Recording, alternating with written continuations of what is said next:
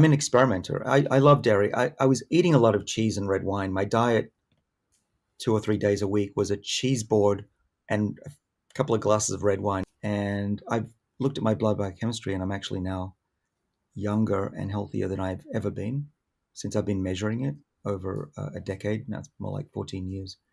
And I can plot various parameters: testosterone, glucose, the list goes on, inflammation, blood type, blood cell composition. And for most of those markers, I'm better than a 20-year-old for health. And I think a lot of that's due to my new diet that I've adopted, because I can just see things getting better and better over time. I interviewed Alan Campbell, who was the former personal chef for Tom Brady and Gisele Bundchen. And we talked at length and sort of about diet and eating for peak mental and physical performance.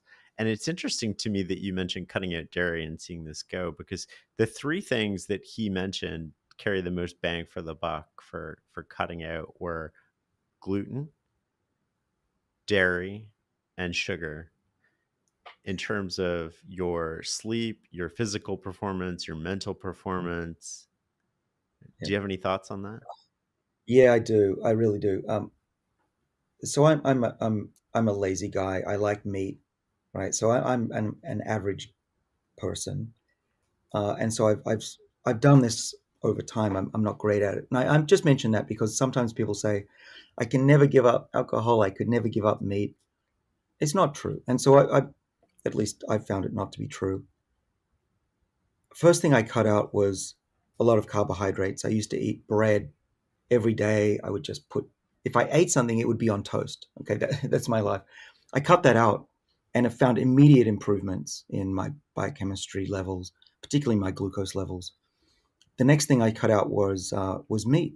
I worked towards a Mediterranean diet, had fish, and eventually now I'm no meat, and that improved my numbers even better. Cholesterol, um, what do you call it, triglycerides, all came down. And I have a familial history, genetics of heart disease. I have what's called LP little a high levels.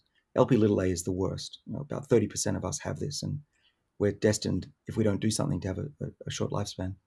But though that was very important, was the cutting out meat. And it's not just the protein, it's also the fat that comes along with the steak and whatever that I was eating.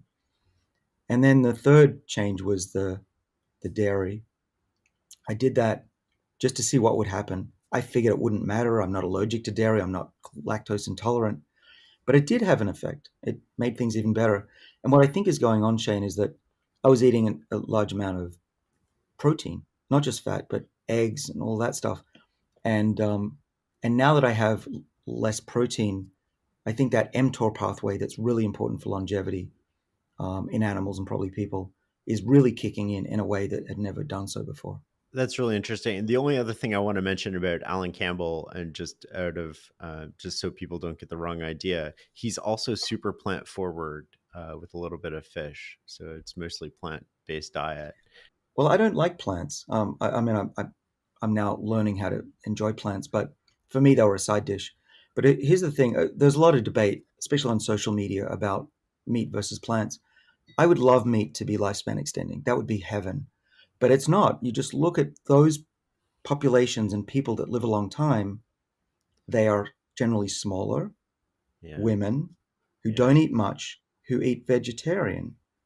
I mean, that's the fact. We can debate it all day, but there are these scientific facts that we have to pay attention to.